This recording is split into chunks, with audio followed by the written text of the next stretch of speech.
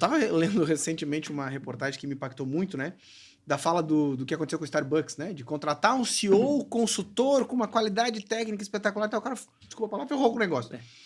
E essa é a diferença do empreendedor, né? De o cara olhar e dizer, cara, eu vou botar a mão na massa, eu vou aprender fazendo e tal. E, pô, ver essa tua história de falar, cara, eu me dediquei a fazer. Eu vou abaixar a cabeça e fazer. Cara, o quanto é gostoso você olhar pra trás e falar, tomei a decisão certa. É isso. E o mais gostoso, eu adoro essa palavra, isso eu uso pro meu time e sempre falo pras pessoas, falo, cara, quando você tem essa inspiração, você fala assim, cara, eu sou um intraempreendedor. Cara, eu empreendo num CNPJ que é meu também, que eu tô no jogo também e tô no sangue. Então, né, pra você, colaborador, pense nisso. Quanto você tá intraempreendendo dentro do negócio que você tá no dia a dia? Isso faz a diferença. E isso é um laboratório que não tem preço. Não tem preço. Eu tô arriscando a pele do outro, mas tô no jogo. Se der bom, dá bom pra todo mundo. Se der ruim, vai dar pra mim também. Mas eu ainda me saio mais ileso. Então, acho que, né, o colaborador tem essa possibilidade.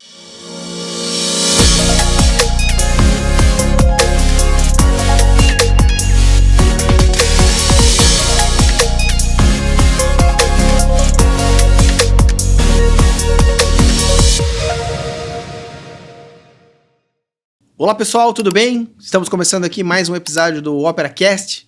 Hoje trago um grande amigo para falar sobre um tema que eu gosto muito, que tem muita coisa nova, muita coisa acontecendo, é um universo de oportunidade. Trago meu amigo Dr. Eugênio para falar com a gente um pouquinho sobre M&A. Né? O nome é difícil, o bicho é difícil, mas tem muita oportunidade, tem muita coisa legal para a gente falar e a gente quer trazer isso de informação para o nosso cliente, para o nosso parceiro. Então, doutor, seja bem-vindo, por favor, fala um pouquinho para nós da tua história, parceiro. Legal, Gustavo. Cara, obrigado pelo convite de estar aqui hoje. Acho que, ultimamente, quando eu tenho me apresentado, eu tenho duas formas diferentes. A primeira forma, que é a mais rápida, eu falo, cara, eu sou amigo do Gustavo. Passa credibilidade, sabe? Eu não precisa, economizo uns 10 coisa de amigo, assim, para ajudar fala. Mas, tirando isso, cara, eu sou também, eu fui fazer uma palestra há pouco tempo atrás, e aí a pessoa que estava organizando me falou, cara, eu preciso de três linhas para descrever o que tu faz. Eu falei, cara, eu sou um empreendedor que utiliza do direito como ferramenta para construir negócio. Espetacular. É isso que eu faço. Por que eu digo isso, né, cara? Eu, desde muito novo, sempre gostei muito do empreendedorismo. Sempre gostei de empresa, de negócio, olhar para número, etc. E até tem gente que me conhece hoje que senta comigo e fala, cara, por que tu não fez engenharia? Porque o teu papo não é de direito. Eu não tô de gravata. Eu não uso gravata, entendeu? Eu falo de negócio, de construção. Você falou pra mim esses dias, porra, o negócio de prazo me dá arrepio. Não, prazo, processo, cara, me arrepia. Então não foi isso que eu queria construir na minha vida lá quando eu imaginava no início. Mas o direito foi um caminho natural para mim. E aí, desde o início da faculdade, eu sempre fiquei com aquela dúvida. Cara, e aí, o que eu vou fazer? Porque eu não me via advogando em tribunal, eu não me via falando com juiz, eu não me via com uma série de coisas, eu me via empreendendo. Mas eu tinha certeza que era possível empreender no direito. E aí, cara, no 4º ano da faculdade, se eu não me engano, chegou um cara falando grosso na sala de aula, na primeira aula que era de direito empresarial, que era o Marcos Silva, meu sócio hoje. Que legal. E o Marcos, ele entrou na sala de aula, se apresentando rapidamente, sou professor de direito empresarial, etc, tal, e minha área de atuação é fusões e aquisições. Para mim era novidade, não fazia ideia do que era M&A, não sabia que um advogado atuava nesse nicho, mas daquele dia em diante eu tinha duas coisas certas na minha vida, uma que eu ia fazer M&A e outra que eu ia trabalhar com o Marcos. Porque era um cara, impactante. Era um cara que chegou, ele falou, é isso que eu faço, e eu falei, caramba, mas é isso que eu sonhei. É isso que eu posso fazer através da profissão que eu escolhi, que é o direito. Cara, e dali diante, acho que 3 meses depois, eu enchi o saco do Marcos, falei, cara, eu quero trabalhar contigo. Daí ele falou, tá, beleza, vem trabalhar comigo, estagiário. Quando eu cheguei lá, ele falou, só que tem um problema. M&A, fusões e aquisições, é uma área multidisciplinar. Então não faz sentido eu te botar no M&A, eu preciso que tu dá uma rodadinha, ganha uma bagagem. Então eu comecei no civil, eu fiz processo, eu achava que eu não ia fazer, eu fiz processo, eu fiz audiência, depois eu passei por uma parte societária, eu passei uma coisa por tributário, toquei franchising por um tempo, franquias, até ter maturidade suficiente para começar a participar das transações de fusões e aquisições. Na época, quando eu entrei no escritório em 2016, nós éramos em 12 pessoas, um Marcos que fazia M&A, não tinha uma área de M&A propriamente dita. Isso, e aí, quando eu desci para fazer M&A, de fato, eu falei, poxa, agora eu vou fazer só M&A da minha vida, acho que foi em 2018 ou 2019, que nós criamos uma área de fato, olha, agora tem uma área de fusões e aquisições. Fazer isso. O Marcos era quem gerenciava a área e eu estava ali como advogado júnior para pleno na época. E dali começou a minha história na prática de fusões e aquisições. Então, 9 para 10 anos se passaram. Hoje nós somos em 86 pessoas no escritório. A minha área de M&A, que hoje eu sou o sócio coordenador da prática, o Marcos é o CEO, só faz a parte institucional. É claro que ele está num M&A outro, porque é uma cachaça, não tem como tirar. Não sai, alguma coisa ele vai querer participar, mas em tese está centralizado em mim. Nós temos um time hoje de 14 pessoas do transacional, que acaba passando por mim também, que é M&A, Due Diligence, Venture Capital, Private Equity, todos aqueles nomes bonitos que no fim do dia é negociação. Isso. É fazer com que o lado A encontre o interesse do lado B, mas tem uns nomes bonitos no meio.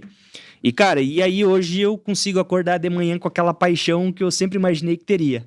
Falei, cara, eu vou ser um advogado empreendedor. Hoje eu intraempreendo, sou sócio de uma operação, lidero hoje um time de mais ou menos uns 14 pessoas, 15 pessoas, e estou à frente dessas operações de M&A. De lá para cá, nesses últimos 10 anos, eu costumo até dizer, né, de brincadeira interna no escritório, eu tô meio que quase que um vira-lata. Por que um vira-lata? Porque eu não tenho muitos cursos, eu não tenho muitas pós-graduações, mestrados, doutorados. Sim. Cara, base acadêmica, que é um negócio... Eu contrato quem tem. Sim, exato.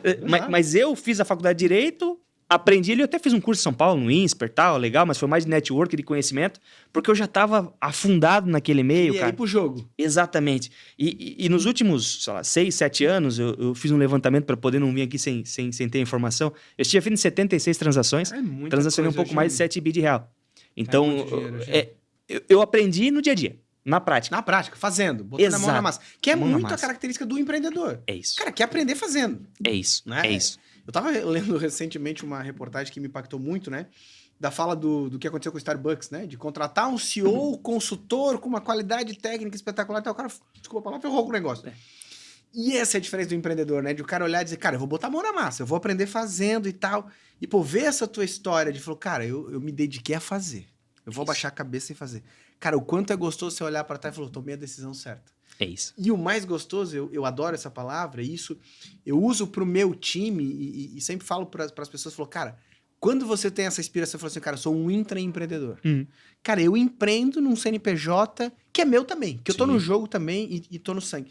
Então, né, para você, colaborador, pense nisso, quanto você tá intraempreendendo dentro do negócio que você tá no dia a dia. Isso faz a diferença. E isso é um laboratório que não tem preço. Não tem preço. Eu tô arriscando a pele do outro, mas tô no jogo. Se der bom, dá bom pra todo mundo. Se der ruim, vai dar pra mim também. Mas eu ainda me saio mais ileso. Então, acho que, né, o colaborador tem essa possibilidade. Então, porra, Eugênio, ouvir isso é espetacular.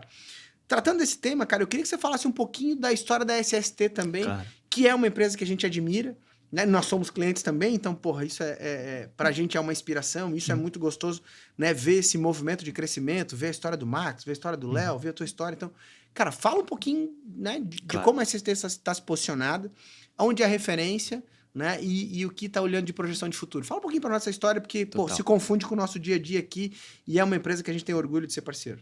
Legal, Gustavo. Vamos lá, cara. Falar de SST para mim é muito intuitivo. Como te falei, eu entrei no escritório com 12, hoje são 87 pessoas. Então, eu participei do crescimento de grande parte do escritório. O escritório tem 22 anos, tá? O escritório nasceu em 2003 daquilo que era a antiga gerência jurídica da DataSul. Então, a DataSul, do seu Miguel Boab, lá de Joinville. O Marco Silva, que é o sócio fundador, que foi o tal meu professor e hoje é meu sócio, ele era o gerente jurídico da operação. E aí teve a oportunidade de terceirizar. O seu Miguel ia terceirizar a contabilidade interna e decidiu também, e o Marcos levantou e falou, se eu te apresentar uma proposta para terceirizar o jurídico, também funciona? Ele falou, cara, funciona. E lá nasceu, na época, Marco Silva Advogados, porque era ele e mais o Leandro Teston, que era o advogado da época, e o Leonardo Santana, que era também, mas o Leonardo estava no trajetório ali de se formar entre advogado, então ele estava como estagiário. 3 meses depois já mudou, virou Silva Santana Teston Advogados, que é a SST até hoje. E, cara, de lá pra cá a gente nasceu com espírito de tecnologia, nascemos da DataSul. Então a gente teve por muitos anos como tecnologia, por muitos anos, inclusive, deu o timbre, assim, o pessoal falava, olha, a escritório de advocacia voltada à tecnologia é a SST. E, cara, isso foi sensacional para nós. Eu acho que até hoje, muito do que nós fizemos, a maior parte do nosso investimento hoje em retribuir é para tecnologia, porque a tecnologia nos forjou. Mas, claro, a tecnologia nos deu espaço para alcançar hoje todos os nichos do direito, todas as áreas da economia. Obviamente, mas foi o precursor de dizer, porra, aqui é um nicho interessante. Cara, a gente nadou de braçada, tecnologia, temas de propriedade intelectual, próprio investimento. Sim. Quando chegou a época ali, 18, 19, que tá todo mundo com os fundos com caixa cheia, botando grana, a gente surfou muito aquela onda de venture capital por ser do braço de tecnologia. Então a gente atendia já os clientes em outros braços naturais do direito, civil, franchise, o que for, e quando parecia alguém, poxa, quero botar um cheque. Tinha gente que não sabia nem como é que funciona o processo. O que é um projeto de venture capital, né? Como é que tu entra num track de VC? Tudo nomezinho bonitinho para processo, mas é como o mercado se comunica. Então, como é que tu entra? E a gente tava preocupado porque a gente vinha vivendo aquilo. Dia após dia, para nós era natural. E aí hoje, como é muito legal, o que a gente faz também, é levar essa forma de empreender da tecnologia para a economia real. Claro. Para a galera que tá no dia a dia, o cara da fábrica. Tá? Porque assim, é impressionante, tá? A diferença do cara que empreende em tecnologia pro cara que empreende na indústria. É completamente diferente. Ele tem visões diferentes, planejamentos diferentes, só que tem muita coisa que esse cara faz de forma intuitiva que esse cara aqui tá deixando de fazer simplesmente por não conhecer, talvez. Exatamente. Porque não é a prática dele, não é o ramo dele. Não tem parceria. Falta aquela comunicação. Então, por muitas vezes hoje a gente faz muito que essa comunicação. Esse contato entre a tecnologia, a indústria, a tecnologia, o comércio. Poxa, olha só, você, Docol, cliente nosso, poxa, você não quer se relacionar com empresa X porque é tecnologia que vai te ajudar? Aqui. Ou empresa Y lá de indústria que agora, pelo tamanho do porte dela, ela pode ter um benefício tributário, que ao invés de ela investir X em P&D, ela pode investir X num projeto de tecnologia através de um sandbagging. Cara, que espetáculo. Cara, a gente começa a criar esse setor... Essas conexões, pô. Exato, e a gente acaba virando não só um escritório de advocacia, mas como um polo de conexão. E claro, quando a gente faz as conexões, a gente está sempre disponível para poder acomodar e fazer com que as coisas aconteçam.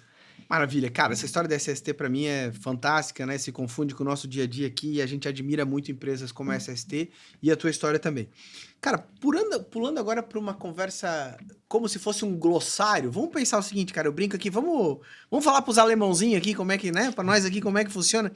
Cara, fala um pouquinho desses termos difíceis aí para nós, private equity, não sei o que, M&A e tal.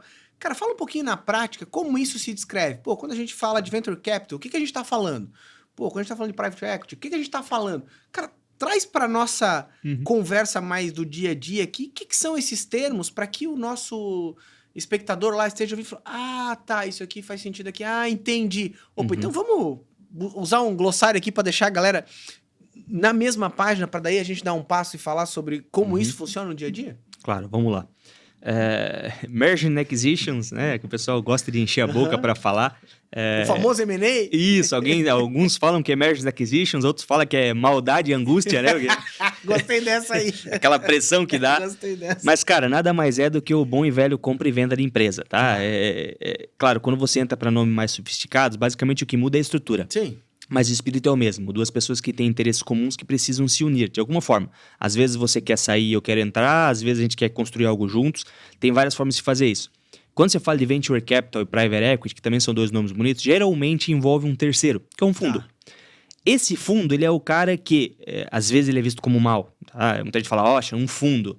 Mas o pessoal esquece que o fundo, antes dele estar ali, ele é o primeiro que já nasceu endividado. Sim. Porque ele rodou o chapéu em uma série de lugares, falou, olha, vou te entregar um resultado X em 7 anos, 7 a 10 anos, então eu sei que nesse período eu vou pegar esse dinheiro e vou que eu estou devendo, vou encontrar oportunidades, ou às vezes vou ter que criar oportunidades. Para te entregar aquilo que está esperando aqui, que o investidor está esperando. Porque se eu não entregar esse resultado, eu nunca mais faço outro. E a minha empresa maravilhosa tem 7 anos de duração, porque depois acabou. Então, eu já saio devendo. Ele já sai devendo.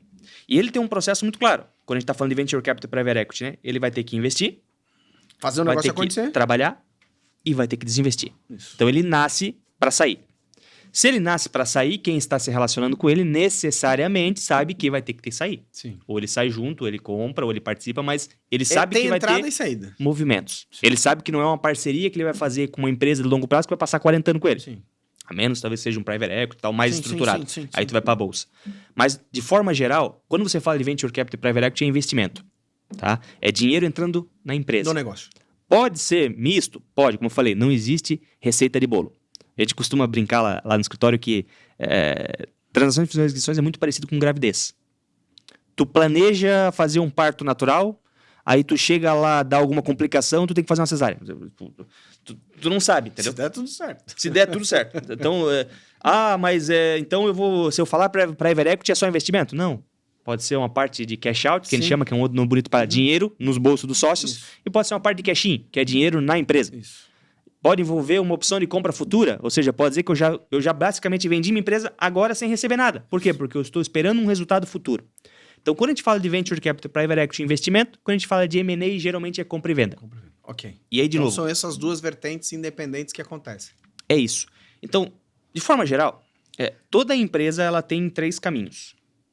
Ela pode ser vendida, ela pode ser sucedida, ou ela pode morrer. Isso. E por sucessão, eu não estou dizendo única e exclusivamente passar para filho. Sim. Eu posso passar para executivos, Sim. mas ela precisa ser sucedida. Sim. Ou então ela vende, sucede, ou ela morre.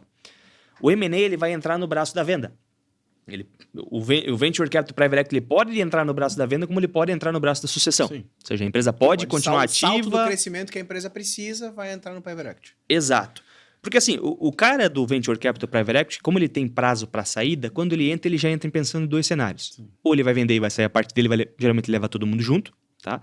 Ou ele é um cara mais com outro racional, um outro mindset que ele vai levar para um IPO. Ou seja, ele diz, olha, o Private Equity, quando o Private Equity entra numa empresa, a gente está falando de cheques maiores, cheques de 100, 200, 500 milhões de reais, não tem muitos compradores naturais para esse movimento. tipo de negócio depois. Não tem para o segundo salto.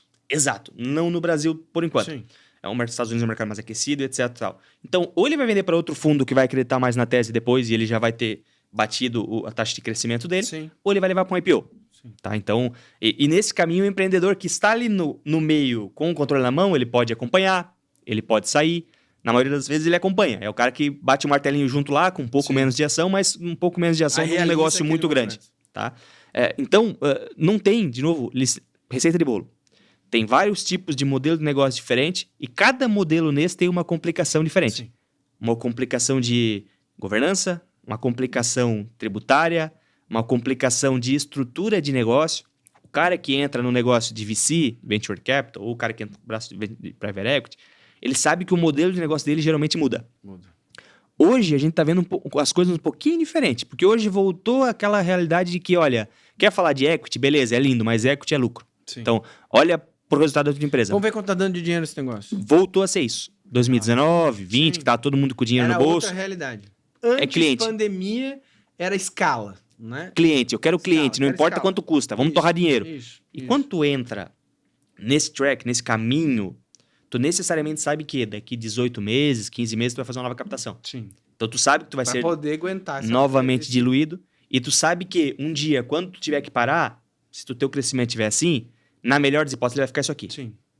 O E cara aí que é deu hora de errado é o que cai. E aí é hora de rentabilizar, senão o negócio apanha. Exatamente. Então, tu sabe que o teu modelo de negócio não é mais aquele modelo de negócio que você vem desenhando. Poxa, eu quero dar 30% de EBITDA ao ano, empresa de tecnologia, Tem né? que ser saltos muito mais fortes. É um negócio que tu sabe que tu vai torrar dinheiro por um bom tempo, tu vai crescer, tu vai crescer, tu vai crescer com a predisposição ou com um discurso que tu tá com a chave na mão. A qualquer momento eu viro a chave, paro de gastar dinheiro, não cresço tão acelerado, mas eu regularizo e começo a botar dinheiro no meu bolso. Aí ajeita o ponteiro. Perfeito. A gente tem alguns exemplos de empresas que fizeram isso bem-sucedidos. E temos alguns exemplos de empresa, neste momento atual que a gente está vivendo, que estão tendo down rounds de investimento, ou seja, a gente pode falar um pouco disso depois, eles foram avaliados por um preço, famoso valuation, que hoje não se sustenta mais, ele não tem mais dinheiro para seguir com o crescimento. Não consegue captar mais para crescer. Se ele for captar, ele vai captar com valuation menor, que vai fazer com diluído mais ainda. Que vai fazer com que gatilhe direitos que ele negociou com investidores passados, tais como liquidation preference, acho que pegando alguns pinças aqui. O liquidation preference nada mais é que uma cláusula de preferência na liquidação em que, se o investidor te botou 10 milhões de reais, ele vai botar lá que, por exemplo, ele tem um liquidation preference de 1,5 vezes o valor investido. Então, vamos dizer que isso aí. Tu sabe que ele tem 10% da tua empresa e ele botou 1,5 milhão de reais. 10 milhões de reais, desculpa. Então, ele precisa sair no mínimo com 15 milhões. 1,5 vezes. Que é o pênalti para isso aí. Exato. Se o teu valor estava muito inflado, e você vai ter uma operação menor agora, uma venda menor, você vai ter que tirar dinheiro do teu bolso. Por quê? Porque ele vai receber pelo menos 1,5 vezes para depois distribuir entre você. Então, ou seja, provavelmente tu não vai ter a mesma proporção que tu achava que tinha no papel. E isso é um problema quando tu tem um. Só que é um problema muito, muito grande quando tu tem 3, 4 desses. Isso. Então, tu tem o primeiro fundo que botou um liquidation preference, o segundo, o terceiro, o quarto. E aí tu veio muita gente lá de 2019, 2018 que Era outros valores. Era ouro, dinheiro, tal, todos os fundos capitalizados. 10 vezes a receita. Selic a 3. Tu erguia a mão e puxava dinheiro. Muito dinheiro. Exato. Muito dinheiro. Então, era o cara que vinha com valuation muito elevado, que agora o maior desafio, e a gente tem ajudado muita gente lá no escritório a fazer isso, é sentar, botar o pé no chão. Vamos achar um meio do caminho para todo mundo chamar aqui. Os fundos e falar, meus amigos, eu sei que vocês estão certos. Mas o negócio não se sustenta. Não se sustenta. Precisamos remodelar. Eu vou perder, eu tô com vocês. Vamos tirar a participação minha. Mas se for para tirar tudo, eu também não tenho mais tesão de tocar esse negócio. Isso. Então, vamos se equalizar aqui, vamos cada um aceitar uma perda para a gente ter uma vitória. Então, esse trabalho a gente está fazendo muito no escritório por causa desse ponto. Esse movimento de 2018, 2019. Né? Exato, era um movimento irreal, o pessoal vinha surfando, tudo bem, quem tinha que pegar dinheiro pegou, muita gente deu certo, tá? A gente tem algumas histórias de sucesso de cliente nosso que a gente nasceu lá do início, do primeiro CNPJ, vou dar 2 exemplos rápidos aqui, Asas e Conta Azul, são 2 empresas que nasceram junto com os escritórios, se pegar lá o contrato social, vai ter lá o carimbozinho de gente do escritório lá para que abriu a empresa, e são empresas de sucesso, que seguiram uma trilha de captação, não de forma louca, sempre de forma cuidadosa, adequada, e que fizeram bom sucesso. Conta Azul vendeu ano passado a operação por 1,8 bi. Sim. Então, esse é o caminho que muitos tentaram trilhar, alguns não conseguiram, outros estão até aí hoje. Então, é um caminho diferente, mas é um caminho que o empreendedor tem que ter em mente que, se ele seguir, ele tem que mudar a forma de gerir a empresa dele. Sim. Tem um processo para isso acontecer, né, Eugênio, que não nasce do dia para a noite, né? O empreendedor fala, cara, amanhã eu quero vender minha empresa, quero captar dinheiro e tal. Cara, quais os primeiros passos que o empreendedor que entende que tem um negócio escalável, que eu acho que essa é a primeira opção, né? A gente tem que olhar para um negócio escalável, senão não faz sentido. 2, um negócio que seja com possibilidade de crescimento sem a mão dele, que ele tem que pensar nisso, porque esse negócio, se o negócio for só ele, então não vai funcionar, certo? E que seja um mercado atraente que tenha possibilidade de crescimento. Como esse cara começa a pensar nisso? Quais os primeiros passos? E quais as dicas que você poderia dar para esse empreendedor que falou, opa, cara, o meu negócio é vendável, ou o meu negócio tem oportunidade de eu crescer se eu buscar alguma oportunidade de investimento aqui. Quais os primeiros passos que o cara precisa pensar? Porra, eu quero fazer isso amanhã. O que eu preciso pensar hoje? Tá bom. Primeiro é importante dizer que o que tu descreveu é o ouro, tá? É o ouro do ouro. É o cara que é escalável, é o cara que tem as questões adequadas, é o cara que tá crescendo. Geralmente o cara que quer vender não é assim, né? Geralmente o cara que não quer vender não é assim. Porque geralmente o cara que é assim... Ele é procurado. Ele é procurado. E ele é o cara que é o primeiro que levanta a mão e fala não. Por quê? Primeiro que ele não tá precisando de dinheiro. Sim. Tá? Quando a gente fala uma transação de 100, 200 milhões, o empreendedor já é bem vivido. Então, ele não tá precisando do dinheiro nesse momento, liquidez. Ele não precisa do dinheiro para sobreviver. Não precisa. Muitas vezes o empreendedor faz a conta, seguinte conta, tá? Eu já tive cliente meu fazendo e eu já falei pro meu cliente que veio me contratar para vender a empresa, eu falei, tem certeza? Tu já fez a conta? Se tu pegares hoje, uma empresa crescendo, tá? Crescendo alto. Se tu pegares hoje os 50 milhões que te propuseram, tu vai empreender de novo? Ele falou, cara, não sei. Acho que por um bom período não. Eu falei, tá. Então tu vai pegar esses 50 milhões e fazer o quê? Vou investir. Tá bom. Quanto é que tá a Selic hoje? Tá alta, né? Tá alta. Quanto é? 15%. Tá bom. Vamos botar que tu seja mais efetivo, conseguiu 17, Sim. 18. Aí tirou o imposto de renda e tal, sobrou 14 no ano. Tá. A tua empresa tá crescendo 35% ao ano. Onde é que tu botaria o dinheiro? No Selic ou na tua empresa? Ele falou, porra, eu botava na minha empresa. Pois é. E tu sabe onde outro lugar que tu pode botar para render 38% ao ano? Eu não tô falando do Opera. Sim. Mas sabe onde outro lugar que tu possa botar para render 38% ao ano? Ele vai dizer não. Eu falei, cara, então é uma decisão de investimento complicada. Porque tu é novo. Tu não precisa desse dinheiro agora. E tu tá crescendo 30% ao ano, cara. Todos os anos. Redondo. Sem aumentar os teus custos. Teu negócio tá voando. Por isso que toda hora estão batendo na tua porta. Quer comprar. Então assim, vender é timing. Esse cara pode ter me ouvido e pode também daqui 2 anos ter uma queda total e dizer, pô, meu advogado me ferrou. Pode. Faz parte do jogo. Faz parte do jogo. Mas os números naquele momento diziam isso. Então eu não tô dizendo que o melhor momento para vender é quando tá caindo. O melhor momento para vender é quando tá na posição dele. Sim. Bem. Só que tu tem que olhar o mercado como um todo. Sim. Porque não é só dinheiro que importa. Não é. É uma série de coisas. Quando tu fala de M&A, tu fala de algumas questões. Uma delas é que há diferença entre o preço do comprador e o preço do vendedor. E o preço da paixão. E o preço da paixão. Que cara... Esse é que dói. Mas o preço do vendedor é aquilo que tá no papel. Ele tá olhando assim, olha, poxa, tô vendendo minha empresa por 50 milhões de reais. Beleza, esse é o preço do vendedor. O preço do comprador é, olha, eu estou pagando 50, mas desses 50 eu estou pagando, na verdade, 10 vezes EBITDA. Esses 10 vezes EBITDA com sinergia, em 3 anos, vai passar que eu paguei 7. Considerando que eu estou pagando esses 50 e que eu vou incorporar esse ativo e vou ter um benefício chamado ágio, que é através do laudo de PPA, etc. tal. Com esse benefício do ágio, eu vou descontar 30% mais ou menos do preço que eu paguei, desses 50 milhões, eu vou descontar esses 30% do meu imposto de renda, do lucro que a minha operação está gerando. Sim. Então, ou seja, é menos imposto que eu pago, é mais caixa que sobra. Na verdade, eu não paguei 50. Num prazo de 3 ou 4 anos. 20. Exato. Essa é a conta do comprador. Isso. Tá? E deveria ser assim. Então, quando você olha a compra de um e de outro, você precisa ter alguém no meio olhando para isso e te dizendo, cara, As realidades são diferentes, mas dá para aqui tem puxar aqui, oportunidade. dá para Isso. negociar ali. Sinergia também não nasce da noite por dia, não é tão Nossa. simples de E tem um impactar. investimento de sinergia. Tem um investimento de sinergia, traz o vendedor para a mesa, ele tem que ficar, coloca uma cenourinha, paga um pouquinho mais, joga um earnout, constrói um negócio. Então, quando você me falou o que se deve fazer o cara que está pensando em começar a vender, eu acho que a primeira coisa que ele deve fazer é se rodear de gente boa. Sim. Não dá para tu entrar num aquário de tubarão com uma sardinha do teu lado ou sangrando. Não dá pra entrar no aquário de tubarão sangrando. Não dá, tu vai pro pau. Então, tu precisa ter gente boa do teu lado. Então, o que eu sempre recomendo, eu sei que é caro, não é barato, tá? Acho que todos que estão vindo aqui já tiveram que falar, ouviram de M&A, já tiveram a oportunidade de sentar e conversar. Traz um bom assessor financeiro pro teu lado, tá? Que ajude a fazer conta de verdade, porque é muito disso. O cara, traz com o antecedência. cara que tá vendendo, ele tá naquela ilusão que vou botar um monte de dinheiro no bolso, vou me livrar de todos os problemas, não tem mais ninguém falando comigo, e, cara, ele tá criando problema pra ele mesmo. Exatamente. E assim, o cara, eu tô falando de bons assessores, né? O bom advisor, ele vai maximizar o melhor retorno, não porque ele é teu amigo, mas é porque ele ganha sobre isso. Então, ou seja, e ele vai estar olhando com a prisma de quem tem muitas transações. Tô dando meu exemplo. Tem histórico, né? Eu tenho 76. Eu já atuei por empresa, já atuei por fundo, já atuei por investida, por investimento, por banco. Então, tu vai criando experiência. E o advisor financeiro ali, né? O cara que é de background financeiro, ele vem muito com essa noção. E geralmente, quando você tem um bom assessor, ele entra muito antes na tua operação. Sim. Então, ele entra prepara antes, esse caminho. ele vai preparando o seu caminho para você chegar na data da venda e você ter a menor redução de preço possível. O comprador, ele geralmente, ele não derruba negócio. Venda, né? Exato. O vendedor, ele dificilmente se prepara. E o comprador, ele dificilmente derruba negócio por micro questões. Ele derruba por macro. Sim. Então, ou seja, o que é micro questões? Ah, eu tenho PJ. Cara, isso vai pra conta. Sim. Ah, eu tenho não sei o quê. Isso vai pra conta. Sim. Agora, eu tenho um puta risco de compliance aqui. Opa. Paguei um político e tem uma investigação. O negócio não vai andar. O negócio não vai andar. Acabou. Parou o negócio ali.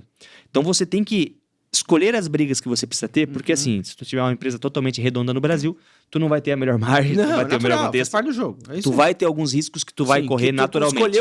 Tu escolheu correr. Tá no tua precificação, tá no teu plano de negócio. Isso. Então, quando tu tem um bom assessor, ele entra em média 1 ano antes da tua casa e ele tende a começar a te organizar. Falou, cara, quando a gente chegar numa fase de M&A, que talvez é a primeira fase depois de fechar um preço, apertar a mão, quando chegar na due diligence, que é essa fase de auditoria, eles vão levantar contingência, eles vão levantar EBITDA, eles vão levantar a parte técnica. Quando eu falo de EBITDA, eu estou dizendo que, e essa é uma das primeiras grandes pegadinhas e uma das coisas que mais dói no empreendedor que está vendendo a empresa. Ele fecha a negociação contigo. Ele pegou na tua mão e falou, Gustavo, o comprador, né? Eu vou te pagar X milhões, isso equivale a 7 vezes o teu EBITDA, etc, tal. Que foi você que me disse. Você mandou um PPT dizendo que a tua EBITDA era tanto, tal. Isso. Agora vamos fazer a conta. Fizemos a due diligence, cara, o teu EBITDA não é 10. O teu EBITDA é 5,5. Não, mas... cara, porque aqui, ó, tem despesa que não tá no lugar certo. Teu contador não rubricou isso aqui. Tá faltando o custo da seletização do pessoal de PJ. Tá isso, não tem provisões contábeis, 13º, férias, você só vai pagando o mesmo ano, mas você não provisiona, então quando você provisiona, derruba teu EBITDA. Então ele faz toda uma conta em que tu olha e fala, cara, mas é verdade, é isso mesmo, porque tá na lei, tá na conta. Aí te dá o primeiro impacto. Puta, tá, mas e agora? Não, então, e agora? Tu vai ter que negociar. E aí vem aquela grande dor. Aquela puxadinha, aí tu fala, poxa, mas dava pra fazer alguma coisa antes? Dava. Dá pra escolher as brigas certas, com 1 ano ou 2 de antecedência, e alocar a casa para que você vai ter. Só que você vai ter de forma reduzida esses movimentos. E com mais tranquilidade. Com mais tranquilidade. E você já vai esperar o que vem, entendeu? Qual é o maior erro do vendedor? Cara, né, de todo o teu know-how, de tudo aquilo que você viu, aonde está o maior erro do vendedor? Aonde ele comete o maior erro na hora de buscar um M&A? A pergunta é difícil. Eu acho que o maior erro do vendedor é olhar para o M&A somente pelo preço. E não pelo conjunto da estrutura. Eu já tive em transação recente, tá? Eu tive uma transação recente que o valor divulgado foi menor do que o valor que o sócio botou no bolso. E ele saiu felizaço da vida. Porque aí a estrutura era mais importante. Sim. A garantia que ele iria receber o dinheiro, seja uma estrutura de garantia bem robusta. Movimentos tributários que são legais, admitidos por lei, que reduzem o impacto tributário da venda da transação. Movimentos com dividendos que eles poderiam fazer à época, eles tinham lá lucro contábil, poderia pegar um endividamento, distribuir o lucro, deixar a dívida, trocar a dívida na hora do ajuste de preço da transação, daí desconta a dívida, então eu não recebo esse valor, não tributo, mas eu já recebi ele como dividendo. Então você tem uma série de movimentos que você pode fazer que o valor que vai pro papel, compra e venda, o que vai no bolso é outro. é menor do que o valor que foi pro bolso do vendedor. Sim. E aí o vendedor entende que a malandragem no M&A, a parte legal do M&A, que é a estrutura. Ou seja, a estrutura é mais importante do que o preço. Então, o que às vezes os vendedores erram é brigarem por ego, por preço. Não, eu não vendo minha operação se não for por 100. E eu já tive transação de o cliente sair da mesa e dizer, cara, eu não vendo a operação se não for por 100. Ponto. Eu botei na minha... mas não vale. Se não vale, eu não vendo. Mas tu já pensou que o 100 hoje, se tu só vender... É diferente. Né? Peguei e entreguei. 100. Tu vai gastar 22,5 de imposto. Vai sobrar tu não sabe 60 no teu bolso. Exato. Já pensou que se tu fechar um deal de 80, mas se tu fizer isso, fizer aquilo, ajustar aqui, ajustar ali, botar um earnout para entregar daqui 2 anos, etc. É o que vai sobrar no final do ano. Vai sobrar mais do que se você tivesse pegado 100 hoje, que tu quer porque quer ter um 100 no papel. Então o maior erro do empreendedor, na minha opinião, é... Deixa eu resumir isso numa palavra. É o ego. É a vaidade. Né? É a vaidade. E isso se transmite no valor que tá no papel, não na estrutura. Eu vendi o meu negócio por tanto. Se não for tanto, isso impacta, é vaidade. Puta, isso machuca. Acho que esse é o erro. Outra coisa que a gente percebe muito nas negociações, né, Eugênio, que eu vejo que trava muito, que atrapalha é o empresário, né, o vendedor não ter a real noção do tamanho do seu negócio. Pro bem e pro mal. Sim. Né, que é o que eu vejo. E que aí depois o cara vai, porra, veio um funder aqui, se aproveitou da situação e tal. Cara, tu vê isso acontecer muito ou não? O empresário nosso, o empreendedor, tá olhando para o negócio dele, tá estudando o mercado dele ou não? Porque, na minha visão, falta um pouquinho de preparo, de olhar, cara, o que esse negócio, que eu posso ajeitar esse negócio melhor, em termos de tecnologia, em termos de mercado, em termos de ajuste para o meu negócio crescer mais saudável, mas eu nasci para fazer isso, vou morrer fazendo isso. Isso acontece ou não? Acontece pra caramba, Gustavo. Tu tem dois grandes braços aí quando você fala nesse tema. Tu tem o cara que ele acha que vale mais, e esse cara é o estrela, e esse cara é difícil de dar. E tem o cara que não sabe quanto vale. O cara que não sabe quanto vale, geralmente é aquele cara que ele não se relacionou com o mercado. Sim. É um cara que nunca tomou uma dívida, é um cara que trocou aquele negócio dele fechado, o diretor dele é o cara que tá há 50 anos com ele, o cara tá com não sei o quê, o diretor dele é o cara que era de fábrica, o cara tinha uma técnica... Por tempo de serviço foi... Financeiro, virou diretor financeiro dele, mas não é um cara que tipo, se comunica com o mercado, que tá falando com o fundo, tá falando que vê oportunidade, que tá trazendo dinheiro pra dentro de casa pra não trabalhar com o dele. Então, não é o cara mais sofisticado. Sim. Então, esse cara, ele tem uma dificuldade maior, por quê? Porque ele muitas vezes ele não quer nem ouvir. Entende? Ou ele não quer ouvir, ou ele acha que é feio ouvir. Sim. Ele acha, é o que eu te falei lá no primeiro momento, lembra? O melhor momento para tu vender tua empresa é quando tá bem. Tá bem, Só que algumas pessoas acham que quando vê a notícia fulano e tal foi vendido, falam, mas estava tão bem, o que aconteceu? Parece que é pejorativo, né? Parece que é ruim, entendeu? O cara vendeu a empresa, mas estava tão bem, o que aconteceu?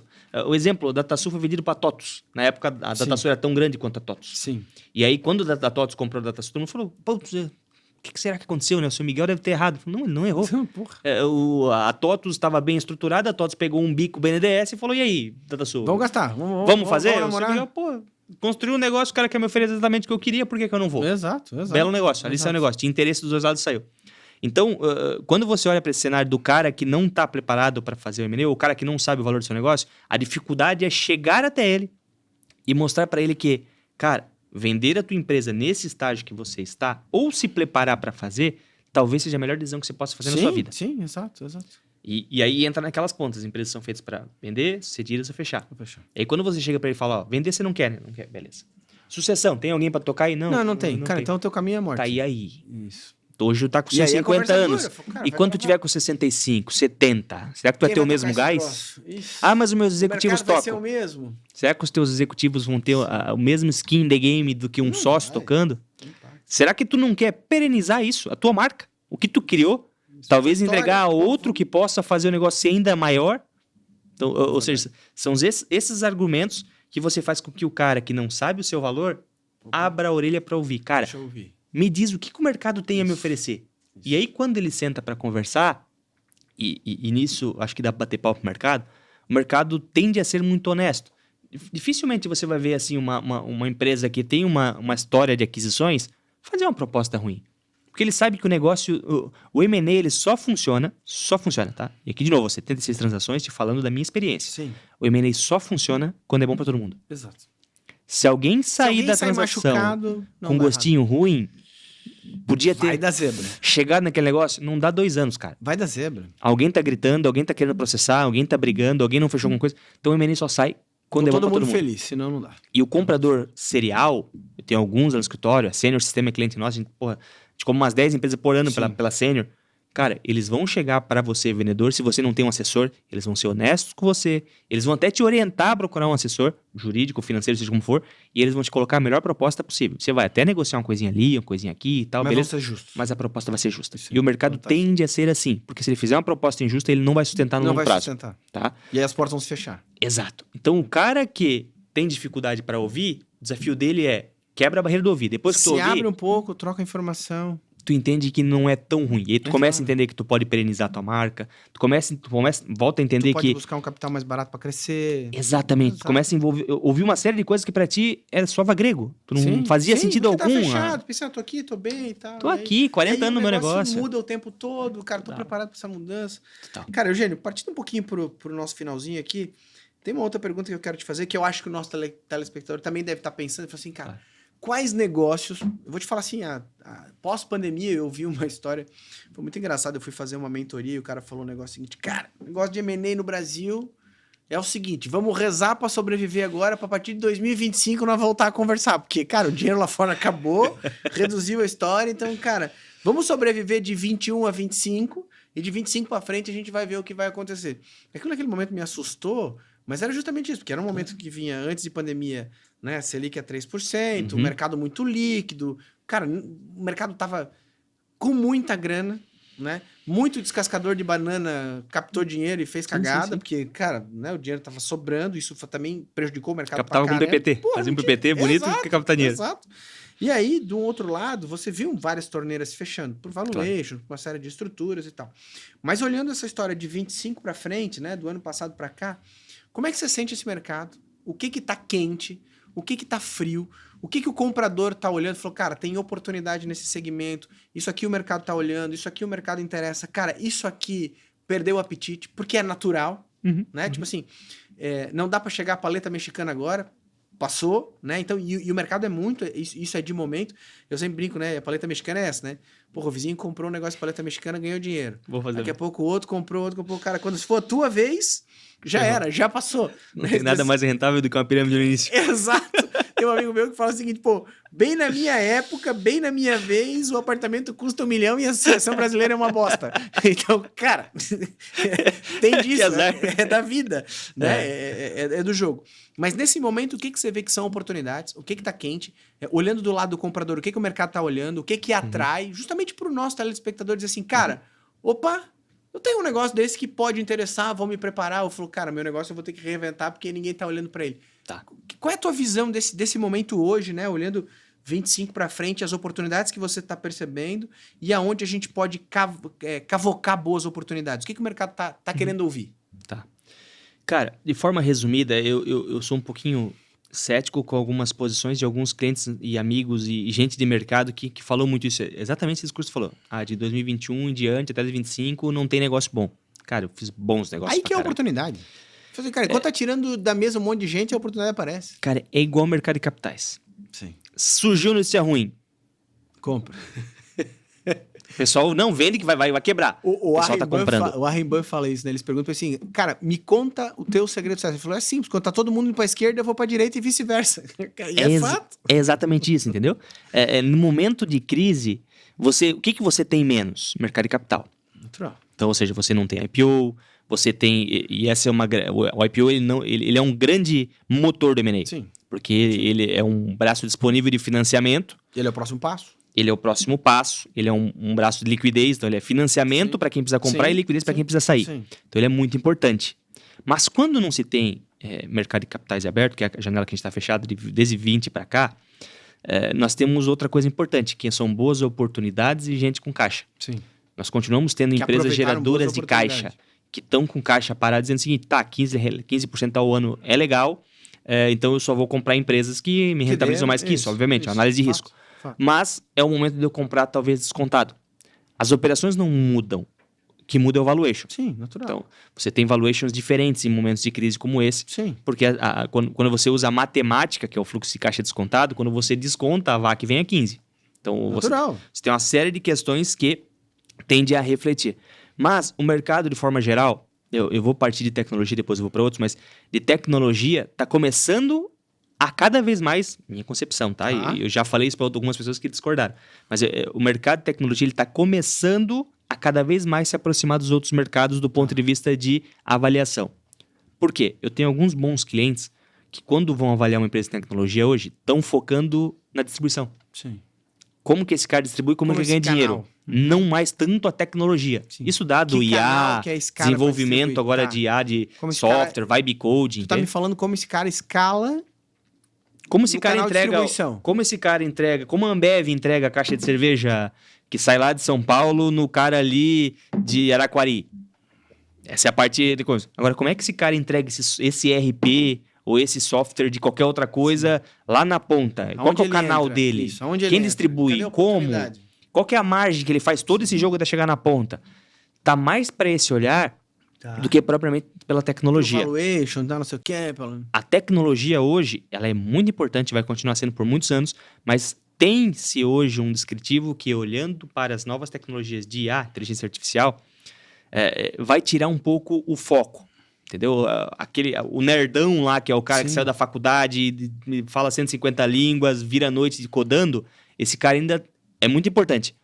Mas esse cara, talvez sozinho, não vai precisar mais de 50 pessoas. Ele vai tocar meio que sozinho, ele vai trazer uma IA, etc., um vibe coding e outras coisas. Então, ou seja, o que o pessoal está olhando muito? Distribuição. E o que isso faz? Se assemelha isso a negócios da economia real. Sim. Então, você tem isso voltando a ser, né, o diferencial. A cerveja é cerveja, a água é água, o que volta, como é que o cara chega.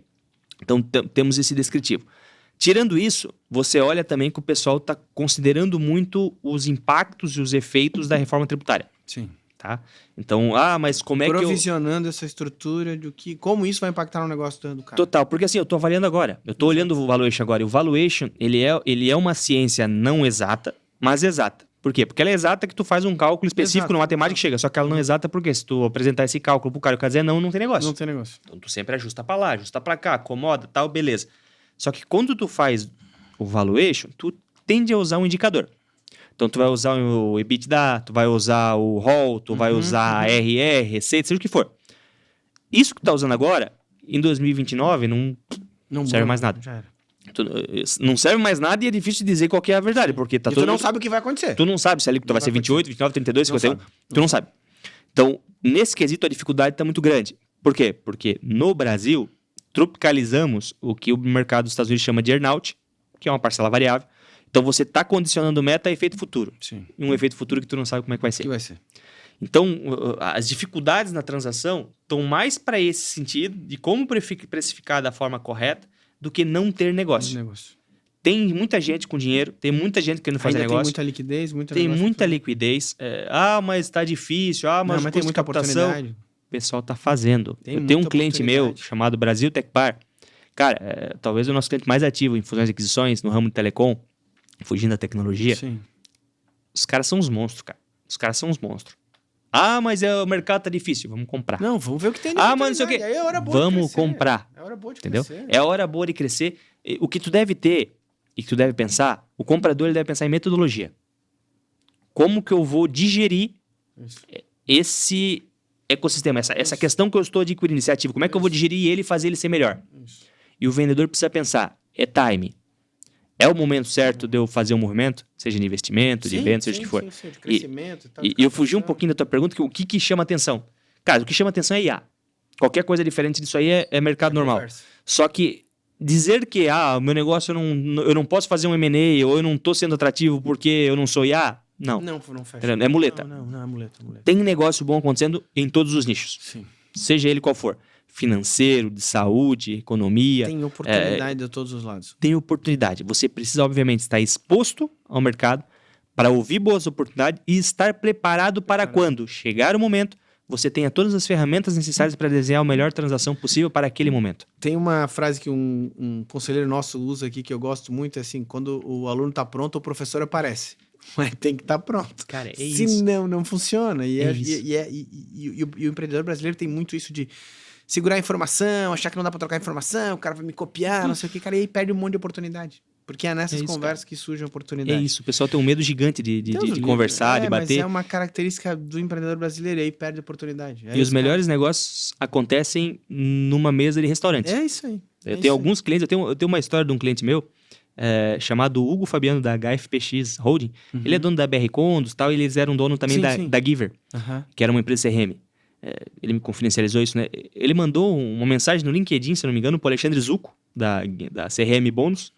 Cara, dizendo, eu acho que nossos negócios se complementam, tem uma sinergia do caramba, vamos conversar? 3 meses depois eu tava lá com eles assinando um documentinho para vender a empresa. Então, ou seja, é estar exposto, é imaginar, é olhar, às vezes, uma postagem no LinkedIn, alguma coisa, e falar, cara, mas tem super olhar sinergia com o meu negócio. Que os negócios têm, exato. Acho que é conexão, acho que isso é uma palavra-chave que a gente precisa estar esperto. Cara, o que tem de conexão? O que tem de complementariedade? Porque se não tiver complementariedade, cara, não funciona. Pode ter comprador, pode ter vender, o negócio vai morrer. Agora, precisa ter complementariedade. Eu acho que aí tá a oportunidade de negócio. É isso. 1 mais 1 não é 2, tem que dar 3, tem que dar 4, tem que dar 5, e aí vai por aí vai. Exato. Eugênio, queria encerrar aqui te agradecendo. Cara, foi uma aula, eu acho que a gente vê isso muito acontecendo, né? Nós aqui na Ópera hoje atendemos aproximadamente 4 mil clientes no Brasil inteiro. E aí a gente vê esse movimento de fusão, de aquisição, de o cliente buscando alternativas de como captar dinheiro, de como crescer, de como olhar, com essa metodologia ainda muito de que oportunidades virão, né? E eu acho que isso é muito forte. O Brasil é um celeiro de oportunidades. Você fala, cara, empreender nos Estados Unidos, que graça tem? Que problema lá tem para resolver? É verdade, verdade. Pô, olha a quantidade de oportunidade que a gente tem aqui para resolver. Quando a gente fala de IA, né? Hoje até a gente faz um lançamento da nossa Olga. O mercado financeiro tem olhado muito para a IA ser uma ferramenta de como se livrar do cliente. Falou, cara, não quero mais falar contigo, toma aqui a nossa assistente virtual e some. E a gente tem uma característica assim, cara, a nossa inteligência artificial tem que ser usada para eu ter tempo de me relacionar com o cliente. Cara, aquilo que um robô pode fazer, cara, toma aqui e faz. Agora, o vínculo com você eu não quero perder. O relacionamento eu não quero perder. E eu percebo as empresas não preocupadas com o relacionamento, preocupadas com se livrar do cliente. Cara, fala comigo aqui com a minha IA e... Cara, isto vai matar os relacionamentos. Vai. E aí vai ter oportunidade. E aí a gente pode construir oportunidade. Então, Eugênio, obrigado pela presença, cara. Porta sempre aberta aqui, telespectador. A SST é um grande parceiro nosso, procurem depois a gente nas redes sociais. Queria que você se despedisse, deixasse um recado para os nossos telespectadores e as suas redes sociais, as redes sociais da SST também. Legal, Gustavo. Cara, há um tempo atrás eu falei uma frase que me marcou muito e eu achei que, cara, isso faz muito sentido para minha vida. Onde tiver gente boa falando de empreendedorismo ou em razões para ajudar o empreendedor, eu quero estar presente. Que legal. Então, eu de coração queria te agradecer pelo convite de estar aqui hoje, falando com a tua audiência, que eu tenho certeza que é uma das mais qualificadas do sul do país, porque se sabe do país, né? Acho que tu tens uma grande abrangência aí. Espero ter contribuído de alguma forma e poder contribuir ainda muito mais contigo, com quem mais for necessário. Minhas redes sociais é Eugênio Xavier, acho que é o meu nome aí, quem procurar vai achar no Instagram, no LinkedIn. E é isso aí, cara. Obrigado de coração. Obrigado, espero poder estar outras oportunidades com você em vários outros momentos. Cara, tamo junto, sucesso pra você sempre, tá? Telespectador, obrigado, uma conversa maravilhosa com o Dr. Eugênio hoje. Fique à vontade, nos sigam nas nossas redes sociais e até o próximo OperaCast. Um abraço.